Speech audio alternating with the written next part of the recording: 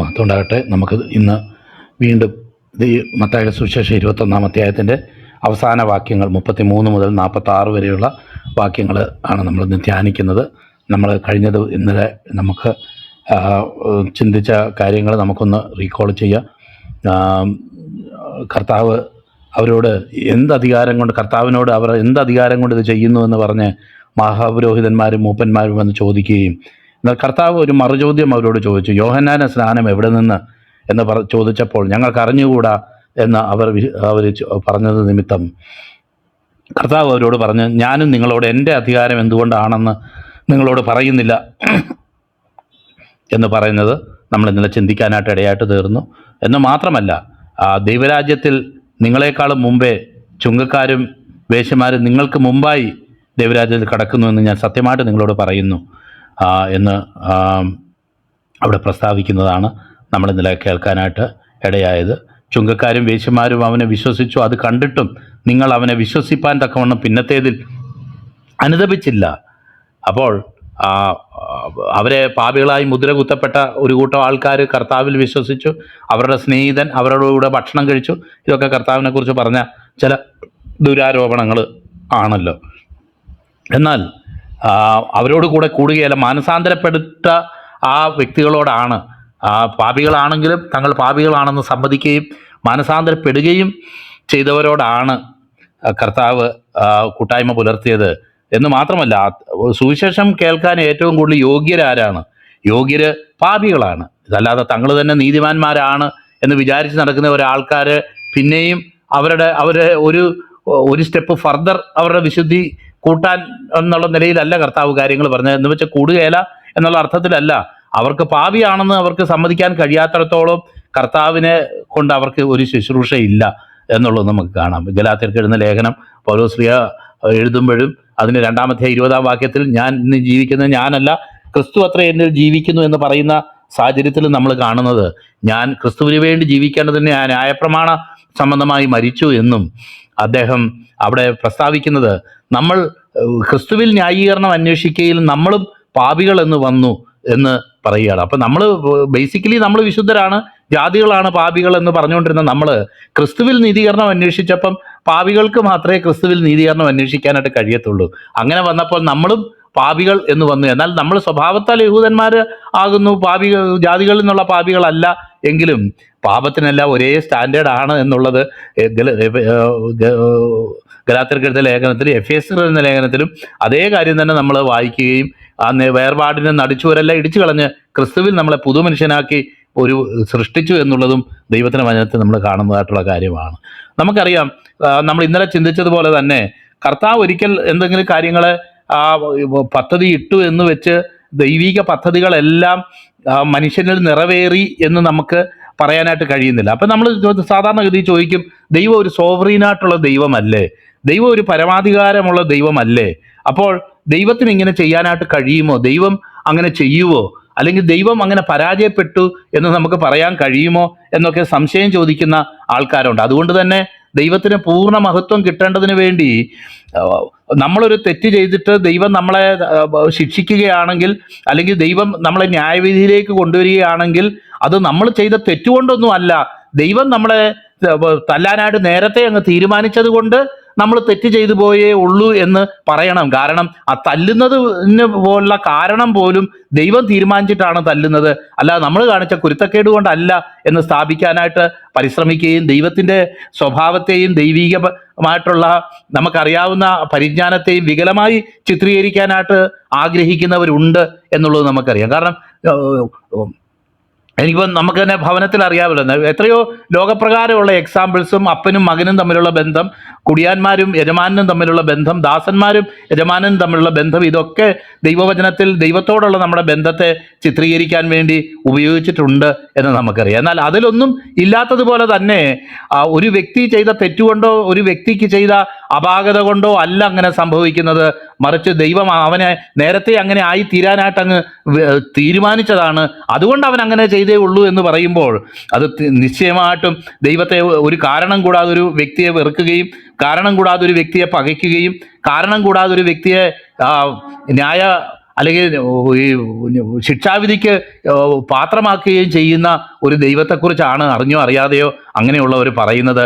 അത് ദൈവത്തിൻ്റെ സോവറിനിറ്റി സ്ഥാപിക്കാനായിട്ട് പോകുമ്പോൾ സത്യത്തിൽ സംഭവിക്കുന്നത് ദൈവത്തെ ഒരു അന്യായക്കാരനായിട്ട്, നീതിയില്ലാത്ത ഒരു ദൈവമായിട്ട് ചിത്രീകരിക്കുകയാണ് എന്നുള്ളത് അവർ മറന്നു പോവുകയാണ്.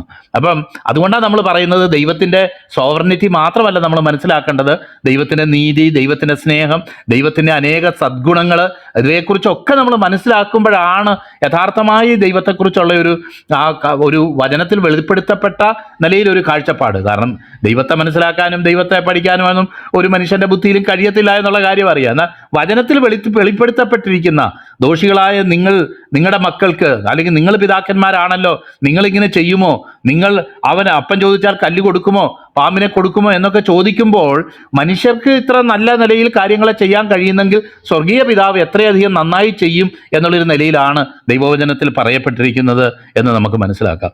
ദൈവം ഒരു വ്യക്തിയെക്കുറിച്ച് ദൈവത്തിനൊരു പദ്ധതി ഉണ്ട് എന്ന് നമ്മൾ പറയുമ്പോൾ അത് എങ്ങനെങ്കിലുമൊക്കെ അടിച്ചേൽപ്പിക്കുന്ന ഒരു പദ്ധതിയാണോ, ആ വ്യക്തിക്ക് സമ്മതമല്ലെങ്കിലും ആ വ്യക്തിക്ക് ഇഷ്ടമില്ലെങ്കിലും ഒക്കെ അടിച്ചേൽപ്പിക്കുന്ന ഒരു പദ്ധതിയാണോ ദൈവിക പദ്ധതി എന്ന് നമ്മൾ പരിശോധിച്ച് നോക്കുമ്പോൾ നമുക്ക് ദൈവവചനത്തിൽ നിന്ന് വളരെ വ്യക്തമായിട്ട് മനസ്സിലാക്കാനായിട്ട് കഴിയും. ഒരു വ്യക്തി എന്നുള്ള നിലയ്ക്ക് നമ്മുടെ വ്യക്തിത്വത്തെ ദൈവം മാനിക്കുകയും ദൈവം നമ്മളെ ആദരിക്കുകയും നമ്മളെ ബഹുമാന്യനായിട്ട് എണ്ണുകയും നമ്മുടെ ആ കാര്യങ്ങളും കൂടെ, നമ്മുടെ ഒരു വിഷയത്തിലുള്ള നമ്മുടെ അഭിപ്രായവും കൂടെ ദൈവം കണക്കിലെടുത്താണ് ദൈവത്തിൻ്റെ പ്രവർത്തനങ്ങളിൽ അല്ലെങ്കിൽ ദൈവിക കാര്യങ്ങളിൽ ദൈവം മുന്നോട്ട് പോകാൻ ആഗ്രഹിക്കുന്നത് എന്നുള്ളത് വചനത്തിൻ്റെ പല അവസ്ഥകളിൽ നിന്ന് നമുക്ക് മനസ്സിലാക്കാം. ദൈവത്തിന് അതിൻ്റെ ഒന്നും ആവശ്യമില്ല. എന്നാൽ ദൈവത്തിൻ്റെ സ്നേഹത്തിൽ ദൈവം നമ്മളെക്കുറിച്ചുള്ള ദൈവിക പദ്ധതി അനുസരിച്ച് ദൈവം അത് ചെയ്യുന്നതാണ്. തൻ്റെ സ്വരൂപത്തിലും സാദൃശ്യത്തിലും സൃഷ്ടിക്കുകയും തുടർന്ന് ആ ദൈവത്തിൻ്റെ അല്ലെങ്കിൽ തനിക്കുള്ള പല ക്രെഡൻഷ്യൽസും ഇവരുമായിട്ട് പങ്കിടുന്ന ഒരു നിലയിലേക്ക് ദൈവം കാര്യങ്ങളെ പ്ലാൻ ചെയ്യുന്നു എന്നുള്ളത് ദൈവവചനത്തിൽ നിന്ന് തന്നെ നമുക്ക് മനസ്സിലാക്കാനായിട്ട് കഴിയും. അതുകൊണ്ട് ദൈവിക പദ്ധതികളെ താറുമാറാക്കുവാൻ പണ്ടാരോ, ഇതിനു മുന്നേ ഞാനിവിടെ പറഞ്ഞിട്ടുണ്ട്, ചാണക്യനോ ആരുടെയോ ഒരു ദർബാറിൽ ഒരു ചോദ്യം ചോദിച്ചു, രാജാവിൻ്റെ കർണക്കുറ്റിക്കിട്ട് അടിക്കുന്ന വ്യക്തിയെ എന്ത് ചെയ്യണമെന്നാണ് ചോദിച്ചത്. അപ്പം എല്ലാവരും പേടിച്ചു പോയി. രാജാവിനെ കർണക്കുറ്റിക്കിട്ട് അടിക്കുകയോ, അതിന് ഉത്തരം പറഞ്ഞാൽ തന്നെ ചിലപ്പോൾ നമ്മുടെ ജീവൻ പോകാനായിട്ട് സാധ്യതയുണ്ട് എന്ന് അവരും വിചാരിച്ച് എല്ലാവരും മൗനമായിട്ടിരുന്നപ്പോൾ, എന്നാൽ നാളെ ഇതിനുള്ള ഉത്തരം പറഞ്ഞുകൊണ്ട് വരണം എന്നും പറഞ്ഞ് അവരെ പറഞ്ഞയക്കുകയും അടുത്ത ദിവസം ആ രാജസദസ്സിലുള്ള ഒരു വ്യക്തി, കൃത്യമായി ഞാൻ അത് ഓർക്കുന്നില്ല, ആ വ്യക്തി ഒരു വ്യക്തി മാത്രം അതിന് ഉത്തരം പറഞ്ഞു. കാരണം അത് രാജാവിൻ്റെ കർണക്കുറ്റിക്ക് അടിക്കുന്നവനിട്ട് ഒരു ഉമ്മ കൊടുക്കണം എന്ന് പറയാനായിട്ട് ഇടയായിട്ട് തീർന്നു. ഇതിനു മുന്നേ ഞാൻ പറഞ്ഞിട്ടുള്ള കഥയാണെന്ന് തോന്നുന്നു. എല്ലാവരും അത്ഭുതപ്പെട്ട് രാജാവിൻ്റെ കർണക്കുറ്റിക്കിട്ട് അടിക്കുന്നവന് പിന്നെ എന്തോ ചെയ്യേണ്ടി, ഇങ്ങനെ ഉമ്മ കൊടുക്കണമെന്ന് പറഞ്ഞ് ഇപ്പം ഇവൻ്റെ തല താഴെ വീഴും എന്ന് വിചാരിച്ചിരിക്കുക. അപ്പം ചോദിച്ചു, അതെന്താ സാറേ അങ്ങനെ പറഞ്ഞതിൻ്റെ കാരണം എന്താ? അപ്പം പറഞ്ഞു, രാജാവിൻ്റെ കർണക്കുറ്റിക്കിട്ട് അടിക്കണമെങ്കിൽ രാജാവിൻ്റെ കൊച്ചു മകന് മാത്രമേ അത് കഴിയത്തുള്ളൂ. രാജാവിൻ്റെ ചെറിയ കുഞ്ഞ് അവനെ മടിയിലെടുത്ത് ലാളിക്കുമ്പം അവൻ ഈ കൈ കൊണ്ട്, നമുക്കറിയാമല്ലോ നമ്മുടെ കുഞ്ഞുങ്ങൾ കയറി നമ്മുടെ കവളത്തും നമ്മുടെ വായിലും മൂക്കത്തും ഒക്കെ പിടിക്കുന്ന കാര്യം നമുക്കറിയാം. അങ്ങനെ ആ കുഞ്ഞാണ് അത് അടിക്കുന്നത്. അതുകൊണ്ട് ആ കുഞ്ഞിന് ഒരു ഉമ്മ കൊടുക്കണം എന്ന് പറഞ്ഞ ആ കഥ എന്നെ പലപ്പോഴും ചിന്തിപ്പിച്ചിട്ടുണ്ട്. കാരണം ദൈവത്തിൻ്റെ വചനത്തിൽ വായിക്കുന്നു, നാമോ ക്രിസ്തുവിൻ്റെ മനസ്സുള്ളവരാകുന്നു എന്നാ ദൈവത്തിൻ്റെ വചനം. കാരണം ആ ദൈവിക പദ്ധതികൾ നമ്മളിൽ നിറവേറ്റാൻ തക്കവണ്ണം ക്രിസ്തുവിൻ്റെ മനസ്സ് തൻ്റെ ആത്മാവിലൂടെ നമ്മളിൽ പകരുന്ന ഒരു ദൈവമാണ് നമ്മുടെ ദൈവമെന്നും, ആർക്കെങ്കിലും ഈ ലോകത്ത് ദൈവത്തിൻ്റെ പദ്ധതികളെയും ദൈവത്തെയും തോൽപ്പിക്കാൻ പറ്റുമെങ്കിൽ അത് ദൈവത്തിൻ്റെ മക്കൾക്കേ പറ്റത്തുള്ളൂ, വേറെ ആർക്കും പറ്റത്തില്ല. അത് എന്ന് വെച്ചാൽ ദൈവമക്കളെല്ലാം ദൈവത്തെ തോൽപ്പിക്കുമെന്നോ ദൈവം അവസാനം തോറ്റു പോകുമെന്നോ പറയുകയല്ല. ദൈവം ഏതെങ്കിലും നിലയിൽ നാം ഒബ്ലൈജ് ചെയ്യുന്നെങ്കിൽ അത് തൻ്റെ സ്വരൂപത്തിലും സാദൃശ്യത്തിലും സൃഷ്ടിക്കപ്പെടുകയും യേശുക്രിസ്തുവിൻ്റെ തൻ്റെ പുത്രൻ്റെ ജീവൻ അവർക്ക് വേണ്ടി പകരമായിട്ട് കൊടുത്ത് ദൈവം വീണ്ടെടുത്ത തൻ്റെ മക്കൾക്ക് ദൈവത്തോട് ആ നിലയിലുള്ള ഒരു ഫ്രീഡം ഉള്ളത്, ആ നിലയിലുള്ള ഒരു സ്വാതന്ത്ര്യമുള്ളത്, ആ നിലയിൽ ദൈവിക പദ്ധതികളിൽ ചില കാര്യങ്ങൾ പ്രാർത്ഥനയിലൂടെ നിർദ്ദേശിക്കാനും ദൈവത്തിൻ്റെ നിത്യ പദ്ധതികളിൽ പങ്കാളികളാകാനുമായിട്ട് അങ്ങനെയുള്ളവർക്കാണ് സാധിക്കുന്നത് എന്നാണ് ദൈവത്തിൻ്റെ വചനം പറയുന്നത്. ആദാമിനോട് പേരിടാൻ പറഞ്ഞതുപോലെ അന്ത്യന്യായവിധിയിൽ പോലും നമ്മൾ കാണുന്നുണ്ട് വിശുദ്ധന്മാർ ഈ ലോകത്തെ വിധിക്കുകയും ഒക്കെ ചെയ്യുന്ന ഒരു അനുഭവങ്ങളെക്കുറിച്ച് എഴുതിയിരിക്കുന്നത് നമുക്കറിയാമല്ലോ. ന്യായവിധി എന്നത് പുത്രന് ഏൽപ്പിച്ചിരിക്കുന്നു, പിതാവിനെ ബഹുമാനിക്കുന്നത് പോലെ പുത്രനെയും ബഹുമാനിക്കേണ്ടതിന് എന്ന് യോഹന്നാന്റെ സുവിശേഷം 5-ാം അധ്യായത്തിൽ നമ്മൾ കൃത്യമായിട്ട് നമ്മൾ വായിക്കുന്നു. നോക്കിയാട്ടെ, നമ്മൾ ഇന്നലെ ചിന്തിച്ച ദൈവവചന ഭാഗവും ഇന്ന് ചിന്തിക്കുന്ന ദൈവവചന ഭാഗവും അതിനോടൊക്കെ ഏകദേശം ചേർന്ന് വരുന്ന ഒരു ഭാഗമാണ്. ഇന്നലെ നമ്മൾ ചിന്തിച്ചത് ആദ്യത്തെ മകനോട് തോട്ടത്തിലേക്ക് പോകാമെന്ന് പറഞ്ഞു, പോകാമെന്ന് പറഞ്ഞു, എന്നാൽ പോയില്ല. അപ്പോൾ പോകാമെന്ന് പറഞ്ഞിട്ട് പോകാതിരുന്ന ഒരു ജനക്കൂട്ടം, അത് ഇസ്രയേലിനെയാണ് സൂചിപ്പിക്കുന്നത് എന്ന് നമുക്കറിയാം. അവരെല്ലാം സമ്മതിച്ചു, എന്നാൽ ഫലത്തിൽ വന്നപ്പോൾ അവര് പോയില്ല. അവർക്ക് ദൈവത്തിന്റെ ന്യായപ്രമാണം നിവർത്തിക്കാൻ കഴിഞ്ഞില്ല. ന്യായപ്രമാണം മുഖാന്തരം പൗലോസ് ഗലാത്യർക്ക് എഴുതുന്ന ലേഖനത്തിൽ പറയുന്നത് പോലെ എന്ത് ആണോ അതുകൊണ്ട് ദൈവം ഉദ്ദേശിച്ചത് ആ ഉദ്ദേശത്തിലേക്ക് അവർ എത്തിയില്ല. ഇന്ന് നമ്മൾ വായിക്കുന്ന ഭാഗവും അതിനോട് ചേർന്ന ഒരു ദൈവവചന ഭാഗമാണ്. കാരണം ഒരു തോട്ടം നട്ടുണ്ടാക്കി, ഗൃഹസ്ഥനായ ഒരു മനുഷ്യൻ ഒരു മുന്തിരിത്തോട്ടം നട്ടുണ്ടാക്കി, അതിന് വേലി കെട്ടി, അതിൽ ചക്ക് കുഴിച്ചിട്ട് ഗോപുരവും പണിതു. നമുക്കറിയാം, ഇതിനെ നമ്മുടെ റബ്ബർ തോട്ടത്തിനോടൊക്കെ ഉപമിക്കാൻ പറ്റുമോ എന്ന് ചോദിച്ചാൽ ഏകദേശം പറ്റുമായിരിക്കും ചിലപ്പം. കാരണം എന്താന്ന് വെച്ച് കഴിഞ്ഞാൽ ഷീറ്റ് അടിക്കാനുള്ള യന്ത്രവും ഒക്കെ നേരത്തെ തന്നെ സ്ഥാപിക്കത്തില്ല, വെട്ടാറാകുമ്പോഴാണ് സ്ഥാപിക്കുന്നത്. എന്നാലും ഞാൻ അതിനോട് ഒന്ന് ചേർക്കുക എന്ന് പറഞ്ഞതുപോലെ മുന്തിരിത്തോട്ടം നട്ടുണ്ടാക്കി, അതിൽ വേലി കെട്ടി, മറ്റ് ഉപദ്രവം ഉണ്ടാകാതിരിക്കാൻ വേലി കെട്ടി, അതിൽ ചക്ക് കുഴിച്ചിട്ടു, മുന്തിരി ഇതെടുക്കാൻ വേണ്ടിയുള്ള ചക്ക് കുഴിച്ചിട്ടു, ഗോപുരവും പണിതു. അതിനെ സൂക്ഷിക്കാനായിട്ട് അല്ലെങ്കിൽ അതിനെ കാവൽ നിൽക്കാനായിട്ട് ഉള്ള ഒരു ഗോപുരവും അതിൽ പണിത് വെച്ചു. പിന്നെ കുടിയാന്മാരെ പാട്ടത്തിന് ഏൽപ്പിച്ചിട്ട്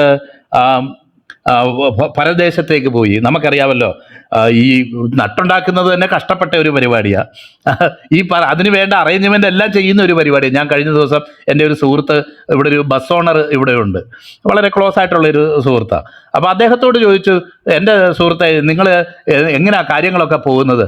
അത് എൻ്റെ സാറേ, ഈ കണ്ടക്ടറും ഡ്രൈവറും കൂടെ ചേർന്നുള്ളതെല്ലാം എടുക്കും, പിന്നെ എനിക്കൊന്നും കിട്ടത്തില്ല. അത് അവസാനം ഞാൻ എന്ത് ചെയ്തു, ഈ ബസ് തന്നെ ഞാൻ അവരെ ഏൽപ്പിച്ച്, നിങ്ങൾ ഓടിച്ച് മാസം എനിക്ക് ഇത്രയും ഇങ്ങ് തന്നാൽ മതി.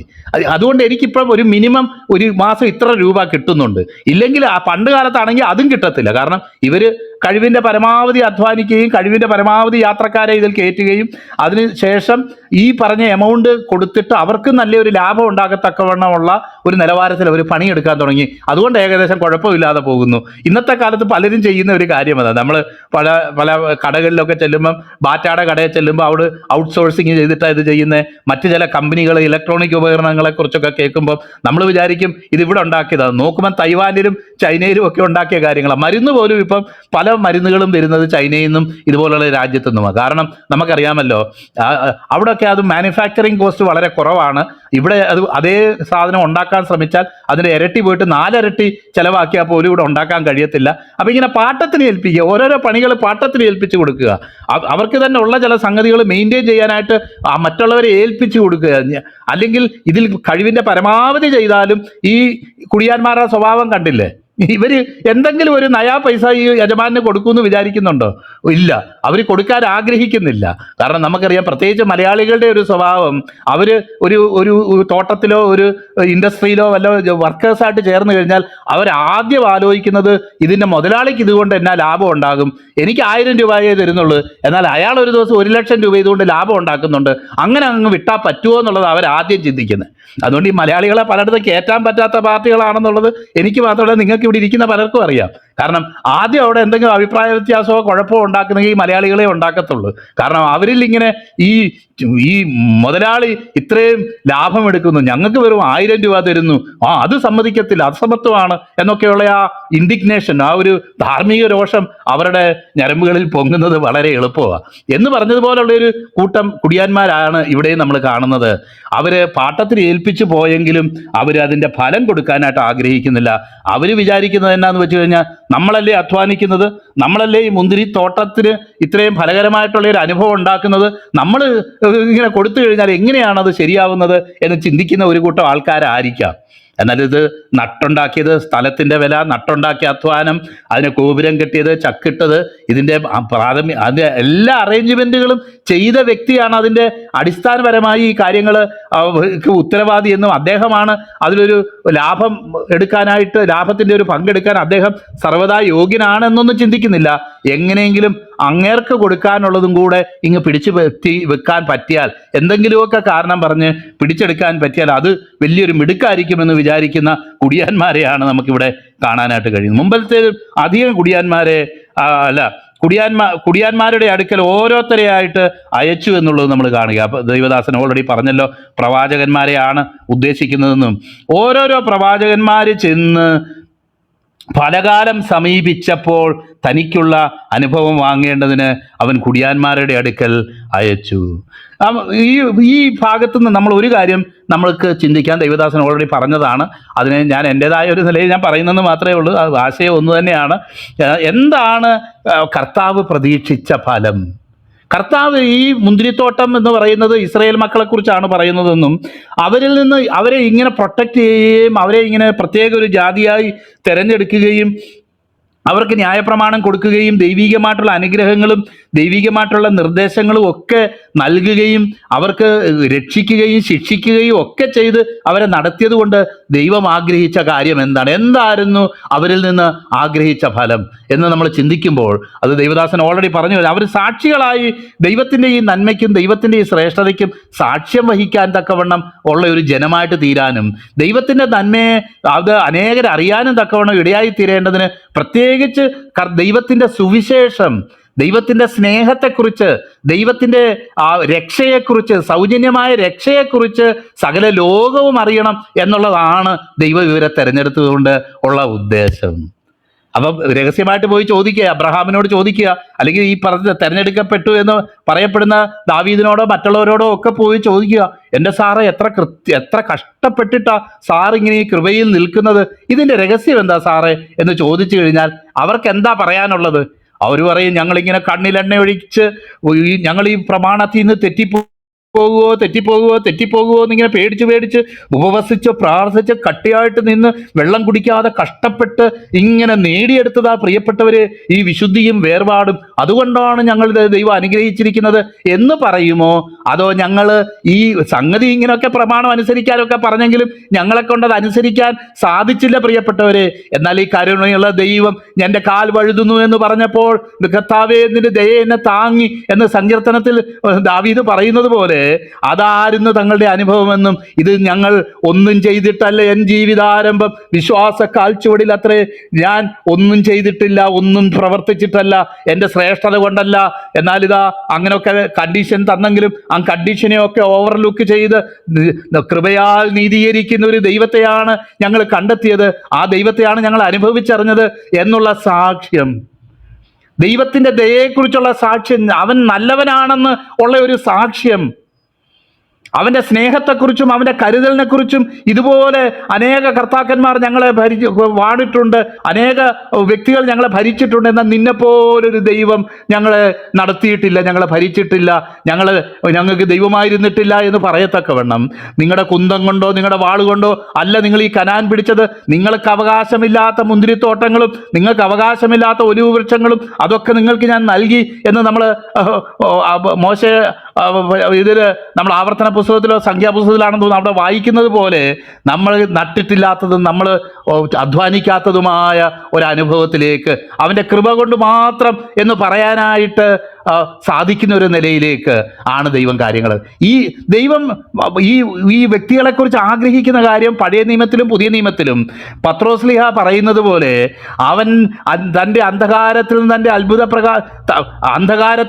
പ്രകാശത്തിലേക്ക് വിളിച്ച് വേർതിരിച്ചവൻ്റെ സൽഗുണങ്ങളെ ഘോഷിക്കുന്ന ഒരു ജാതിയും രാജകീയ പുരോഹിത വർഗവും വിശുദ്ധ വംശവും സ്വന്തം ജനവുമാകുന്നു. അന്ധകാരത്തിൽ നിന്ന് അത്ഭുത പ്രകാശത്തിലേക്ക് ഞങ്ങളെ കൊണ്ടുവന്നിരിക്കുന്നു. അന്ധകാരത്തിൽ തപ്പിത്തടയുന്നവരായിരുന്നു, എന്നാൽ ഇന്നിതാ അത്ഭുത പ്രകാശത്തിൽ ഞങ്ങൾ ആരാണെന്നും ഈ ദൈവത്തിൻ്റെ മഹത്വം എന്താണെന്നും നമ്മുടെ കുറവ് നമ്മൾ മനസ്സിലാക്കുമ്പോൾ തന്നെ ആ ദൈവത്തോട് ഉള്ള ബന്ധത്തിൽ അവനോട് ചേർന്ന് ജീവിക്കാൻ, കൂട്ടായ്മ പുലർത്തി ജീവിക്കാൻ തക്കവണ്ണം നമ്മളെ ബലപ്പെടുത്തുന്ന ദൈവകൃപയുടെ ഒരു അനുഭവത്തിലേക്കാണ് നമ്മൾ കടന്നു വന്നിരിക്കുന്നത്.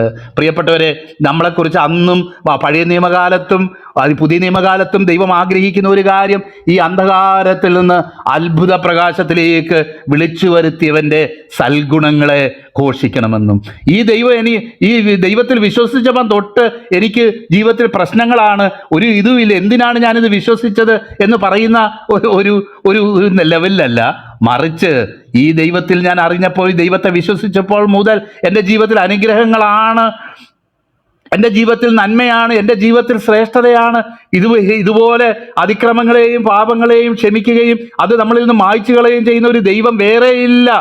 ഈ ദൈവത്തോട് ചേർന്ന് ജീവിക്കാനായിട്ട് എനിക്ക് ഭയങ്കര ഇഷ്ടപ്പെട്ട പാട്ടാണ്. സ്വർഗീയനോട് എന്നെ ഇണയ്ക്കുകയും തൻ ജീവൻ മൂലമായി തൻ പുത്രനാക്കിയും നീയേ ജ്ഞാനം നീതിശുദ്ധിയും ദിവ്യ സമാധാനവും വീണ്ടെടുപ്പുമായത് ഓർത്ത് ഞാൻ പാടും നന്ദിയാൽ, സ്തുതി പാടും നന്ദിയാൽ എന്ന് ഭക്തൻ പാടിയിരുന്നതായിട്ടുള്ള പാട്ട്. സ്വർഗീയനോട് എന്നെ ഇണച്ചു, തൻ ജീവൻ മൂലമായി തൻ പുത്രനാക്കി, എൻ്റെ നീതിയും ജ്ഞാനവും വീണ്ടെടുപ്പും ശുദ്ധീകരണവും അവനായിട്ട് തീർന്നു.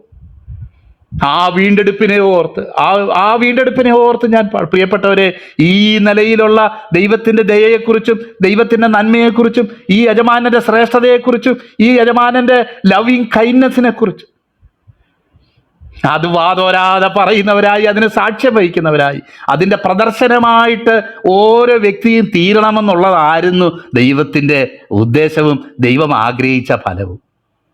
എന്നാൽ ദൈവത്തോട് പരാതി പറയുന്നവരായിട്ട്, ദൈവത്തോട് തിരിഞ്ഞു നിൽക്കുന്നവരായിട്ട്, ഒരിക്കലും ദൈവത്തിൻ്റെ നന്മകളെയല്ല തിന്മകളെക്കുറിച്ച് പറയുകയും ദൈവം അവിശ്വസ്തനാണ്, യഹോവയെ സേവിക്കുന്നത് വ്യർത്ഥം എന്ന് ഒരു യഹോവഭക്തൻ വേറെ യഹോവഭക്തനോട് പറയുന്ന നിലയിലേക്ക് കാര്യങ്ങൾ എത്തിച്ചേർന്നു എന്ന് ആസാഫ് പറയുന്നത് പോലെ, യഹോവയെ സേവിക്കുന്നത് വ്യർത്ഥം, വിശുദ്ധിയിൽ എൻ്റെ കൈകൾ കഴുകിയത് വ്യർത്ഥം എന്ന് പറയുന്ന നിലയിലേക്ക് കാര്യങ്ങൾ എത്തിച്ചേർന്നെങ്കിൽ അതിൻ്റെ അർത്ഥം ദൈവം നമ്മൾ കായ്ക്കുന്ന ഫലം ശരിയായ ഫലമല്ല എന്നുള്ളതാണ്. ദൈവത്തിൻ്റെ നടത്തിപ്പിനെക്കുറിച്ചും ദൈവത്തിൻ്റെ നന്മയെക്കുറിച്ചും ദൈവത്തിൻ്റെ സ്നേഹത്തെക്കുറിച്ചും നമ്മുടെ ഹൃദയത്തിൽ ഇന്നും സംശയമുണ്ടെങ്കിൽ ഈ പഴയ നിയമകാലത്തുള്ള കാട്ടുമുന്തിരിങ്ങ തന്നെയാണ് നമ്മുടെ ജീവിതത്തിൽ ഇന്ന് കായ്ക്കുന്നത് എന്നുള്ള കാര്യം വളരെ വ്യക്തമാണ് പ്രിയപ്പെട്ടവരെ, യാതൊരു സംശയവും ഇല്ല.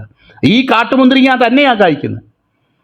കാരണം ഈ എൻ ദൈവം നല്ലവൻ എന്നെന്നുമേ എന്ന് പാടാനായിട്ട്, എന്ന് മഹത്വപ്പെടുത്താനായിട്ട്, ഈ ദൈവത്തിൻ്റെ ശ്രേഷ്ഠതയെക്കുറിച്ച് വർണ്ണിക്കാനായിട്ട് നമുക്ക് കഴിയുമോ പ്രിയപ്പെട്ടവരെ?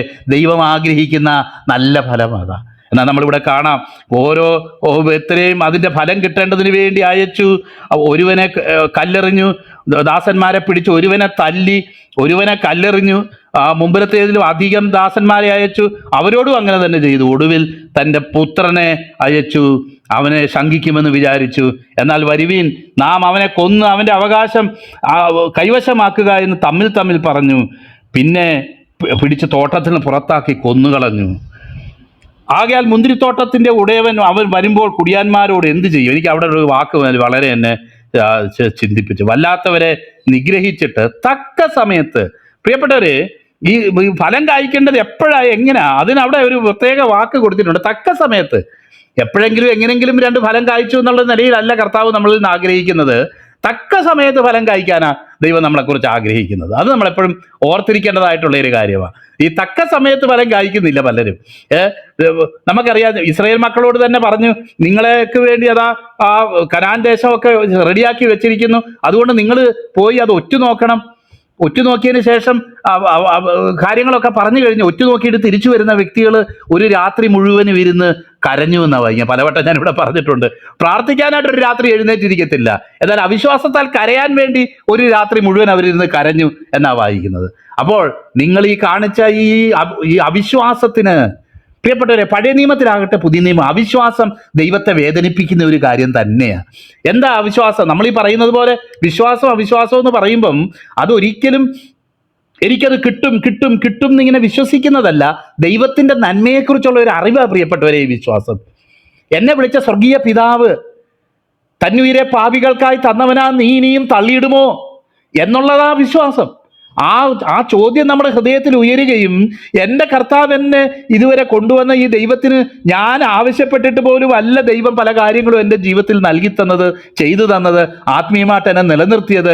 വീഴ്ചയുടെ പല വക്കത്തുനിന്നും അവൻ എന്നെ കോരിയെടുത്തിട്ടുണ്ട്.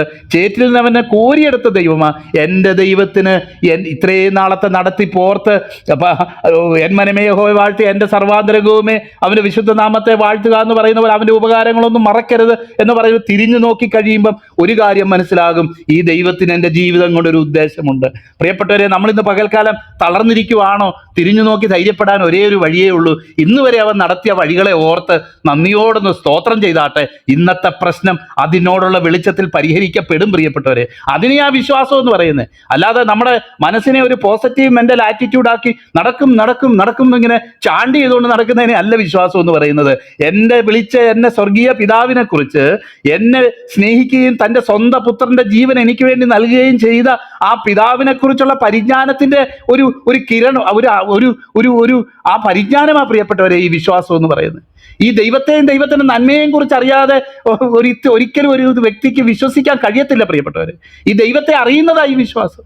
അപ്പം നമുക്ക് മനസ്സിലാക്കാനായിട്ട് കഴിയും, അങ്ങനെ ആ ഒരു അനുഭവത്തിലേക്ക് വിളിക്കപ്പെട്ടവരാണ് നമ്മൾ ഓരോരുത്തരും എന്ന് നമുക്ക് മനസ്സിലാക്കാൻ കഴിയും. ഇവിടെ വായിക്കുക, തക്ക സമയത്ത് ഫലം കായ്ക്കുന്നവരായിട്ട്. വചനത്തിൽ നമ്മൾ 1-ാം സങ്കീർത്തനം, യിരെമ്യാ പ്രവചനം 17-ാം അധ്യായത്തിലൊക്കെ നമ്മൾ വായിക്കുന്നല്ലോ, ആറ്റരിക്കുന്നതും നട്ടിരിക്കുന്നതും തക്ക കാലത്ത് ഫലം കായ്ക്കുന്നതും ഇല വാടാത്തതുമായ വൃക്ഷം പോലെ ഇരിക്കും ആറ്റരിക്കത്ത് നടപ്പെടുന്നവർ എന്ന് നമുക്ക് കാണാമല്ലോ. പ്രിയപ്പെട്ടവരെ, നമ്മളെക്കുറിച്ച് തക്ക സമയത്ത്, ഒരിടത്ത് പറയുന്നു, പൗലോസ് പറയുക, തക്ക സമയത്ത് അറിയിക്കേണ്ടതായിട്ടുള്ള ഈ സാക്ഷ്യം. അപ്പം ഈ ദൈവം നല്ലവനാണെന്ന് നമ്മൾ അറിയിക്കാനായിട്ടും ഈ ദൈവത്തിൻ്റെ നന്മയ്ക്ക് സാക്ഷ്യം വഹിക്കാനും അങ്ങനെയുള്ള ഒരു ആത്മീയ ഫലം നമ്മളിൽ നിന്ന് പുറപ്പെടാൻ തന്നെയാണ് ദൈവം നമ്മുടെ ജീവിതത്തിൽ ആഗ്രഹിക്കുന്നത്. തിരിച്ചുള്ളതൊന്നും വിശ്വാസവുമല്ല, തിരിച്ചുള്ളതൊന്നും ഒരു സാക്ഷ്യവുമല്ല. അല്ലെങ്കിൽ നമ്മൾ അതൊക്കെ ഹൃദയത്തിൽ വെച്ചുകൊണ്ട് ഞായറാഴ്ച എഴുന്നേറ്റ് നല്ലവനായിരുന്നു വല്ലവനായിരുന്നു എന്ന് പറയുന്നത് സാക്ഷ്യമല്ല, കളവായി പറയുന്നത്. കാരണം നമ്മുടെ ഉള്ളിൽ നമ്മൾ ദൈവം നല്ലവനായിരുന്നു വല്ലവനായിരുന്നു നമ്മൾ വിശ്വസിക്കുന്നില്ല. യഥാർത്ഥമായിട്ട് ഒരു കെട്ട് പരാതികൾ മാത്രമാണ് നമുക്ക് ദൈവത്തിൻ്റെ സന്നിധിയിൽ ഉള്ളത് എന്ന് നമ്മൾ മനസ്സിലാക്കണം, എന്ന് നമ്മൾ സ്വയം വിലയിരുത്തി തിരിച്ചറിയണം. നമ്മൾ ആ ഭക്തൻ പാടിയതുപോലെ, അനുഗ്രഹത്തിന് അധിപതിയെ എന്ന് പാടിയതുപോലെ, നമുക്ക് നിർണായകമായ നമ്മുടെ ജീവിതത്തിൻ്റെ പ്രതിസന്ധികളിൽ നമുക്ക് അങ്ങനെ തന്നെ പറയാനായിട്ട് നമുക്ക് കഴിയുമെങ്കിൽ നിശ്ചയമായും ദൈവം നമ്മൾ വിശ്വാസത്തിൽ നിൽക്കുന്നവരാണ്, വിശ്വാസത്തിൽ പെഴ്സ്യൂർ ചെയ്യുന്നവരാണ്, വിശ്വാസത്തിൽ മുന്നോട്ട് പോകുന്നവരാണ് എന്ന് നമുക്ക് മനസ്സിലാക്കാനായിട്ട് സാധിക്കും. നോക്കിയാട്ടെ, എൻ്റെ വാക്കൊന്ന് വിരമിക്കട്ടെ. ഈ നിഗ്രഹിച്ച് തക്ക സമയത്ത് അനുഭവം കൊടുക്കുന്ന വേറെ കുടിയാന്മാർക്ക് തോട്ടം ഏൽപ്പിക്കും എന്ന് അവൻ അവരോട് പറഞ്ഞു. നമുക്കറിയാം ഓൾറെഡി ആരെക്കുറിച്ചാണ് ഇത് പറഞ്ഞതെന്നും. ദൈവത്തിൻ്റെ നിത്യ പദ്ധതിയിൽ ഞാൻ പലപ്പോഴും പറയാറുണ്ട്, ഈ ദൈവത്തിൻ്റെ നീതിയെ പ്രദർശിപ്പിക്കുന്നവരായി ഒരു സദ്യയ്ക്ക് വിളമ്പുന്നവരെ പോലെ, ഒരർത്ഥത്തിൽ പറഞ്ഞാൽ ഈ വിളമ്പുകാരെ എന്തിനാ നമ്മൾ സദ്യയ്ക്ക് വെച്ചേക്കുന്നത്? ഈ വിളമ്പുകാരെല്ലാവരും കൂടെ ഇരുന്ന് വട്ടം കൂടിയിരുന്ന ആ സദ്യ തീർത്തിട്ട് മറ്റുള്ളവർക്ക് കൊടുക്കാതിരുന്നാൽ എങ്ങനെ ഇരിക്കും എന്ന് പറയുന്നത് പോലെ അബ്രഹാമിനെ ദൈവം വിളിക്കുകയും നിന്റെ സന്തതി മുഖാന്തരം സകല ജാതികളും അനുഗ്രഹിക്കപ്പെടുമെന്ന് വേറെ ആരെക്കൊണ്ടും തന്നേക്കാൾ ഉന്നതനായ ഒരു വ്യക്തിയെ കൊണ്ട് ദൈവത്തിന് ആണയിടാനില്ലാഞ്ഞിട്ട് തൻ്റെ സ്വന്തം പേര് കൊണ്ട് ആണയിട്ട് അബ്രഹാമിന് അത് ഉറപ്പിച്ചു കൊടുത്തതെന്നും ആ സന്തതി ക്രിസ്തു ആയിരുന്നു എന്നും വ്യക്തമായിട്ട് നമ്മൾ ദൈവത്തിൻ്റെ വചനത്തിൽ നമ്മൾ മനസ്സിലാക്കുക.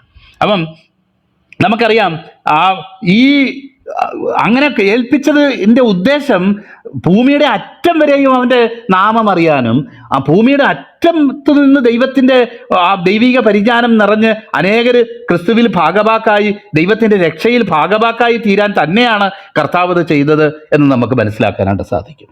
നോക്കിയാട്ടെ, അപ്പോൾ ദൈവം അവരെക്കുറിച്ച് ആഗ്രഹിക്കുമ്പോൾ, അല്ലെങ്കിൽ ഈ ദൈവത്തിൻ്റെ പദ്ധതി ഒരിക്കലും ഒരു പ്രത്യേക ഒരു കൂട്ടം ആൾക്കാരെ മാത്രം തിരഞ്ഞെടുത്ത് അവരെ മാത്രം സ്നേഹിച്ച് അവരെ മാത്രം ലോകാവസാനം വരെയും ഇങ്ങനെ പുലർത്തിക്കൊണ്ട് പോകാനും കുറച്ചുപേരെ മാത്രം ഇങ്ങനെ തിരഞ്ഞെടുത്ത് വെച്ചിട്ട് അതിങ്ങനെ നാരോ ഡൗൺ ചെയ്തിട്ട് വളരെ ചുരുക്കം പേര് മാത്രം വരിക എന്നുള്ളതല്ല. ഈ രക്ഷയെ എല്ലാവർക്കും പ്രസിദ്ധമാക്കാനും തൻ്റെ ഏകജാതനായ പുത്രനിൽ വിശ്വസിക്കുന്ന ഒരുവനും നശിച്ചു പോകാതെ നിത്യജീവൻ പ്രാപിക്കേണ്ടതിന് തന്നെയാണ് ദൈവം അവരെ തിരഞ്ഞെടുത്തതെന്നും ഈ തെരഞ്ഞെടുപ്പിൻ്റെ പല ദൈവവചനത്തിലെ ഭാഗങ്ങളുണ്ട്. ഇതിനെയൊക്കെ മുഴുവൻ തെറ്റിദ്ധരിച്ചാണ് ഈ പലരും അതിനെ വ്യാഖ്യാനിക്കുന്നത്. നമുക്കറിയാമല്ലോ, റോമർക്കെഴുതുന്ന ലേഖനം 9-ാം അധ്യായത്തിലാണ് ജാതികളുടെ രക്ഷയും യഹൂദന്മാരുടെ രക്ഷയും 9, 10, 11 അധ്യായങ്ങളിലാണ് നമുക്കത് വിശദമായിട്ട് നമുക്ക് വായിക്കാനായിട്ട് കഴിയുന്നത്.